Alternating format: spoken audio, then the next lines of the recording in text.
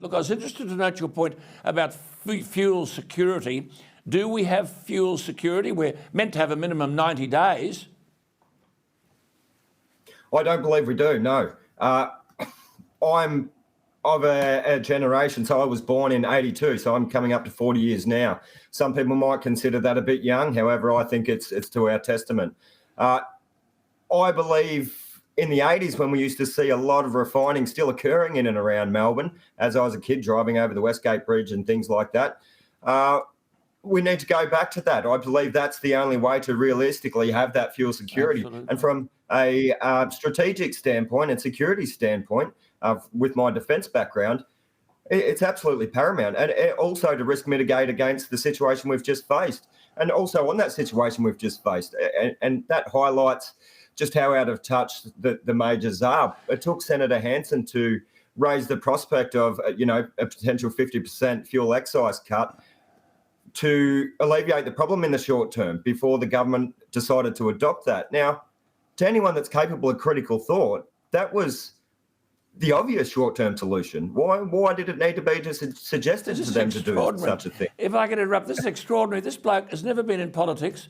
He's an absolutely embryonic politician, and here he is making more sense than all the other people put together. I just wanted to ask you, you're 100% right on fuel security. You had something to say about the education system. You've got children, I know, and you're a single parent. What do you see as the problems there? So I think there's a combination of problems there, and they've been extensive, and I think they've it's polarised over the last few years. I definitely think we need to get away from I think we should get back to teaching critical thinking in schools. For a $20 billion a year economy, we tip into our education, and we're ranked in the middle of middle to high income countries for basic numeracy and literacy. That's disgusting. And just other topics. So my daughter's just turned 18. She's just finished year 12. And she said to me, Dad, I don't know what the Senate is. And I'll accept that. That's a failure on my part, as well as the education system. As a parent, we need to realise that schools don't teach them everything. However, how hard would it have been in year 10 or 11 or 12 to do, one portion of the semester, 2 or 3 weeks, to teach kids about the governance of the country that they're about to enter in the workforce? Good on you.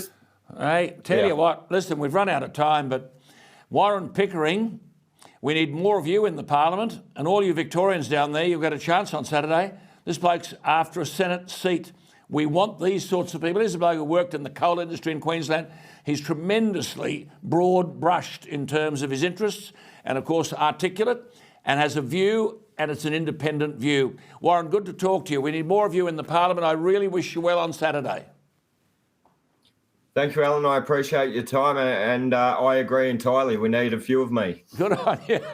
There he is, Warren Pickering. He is a Senate candidate in Victoria for One Nation on Saturday. Give him your vote.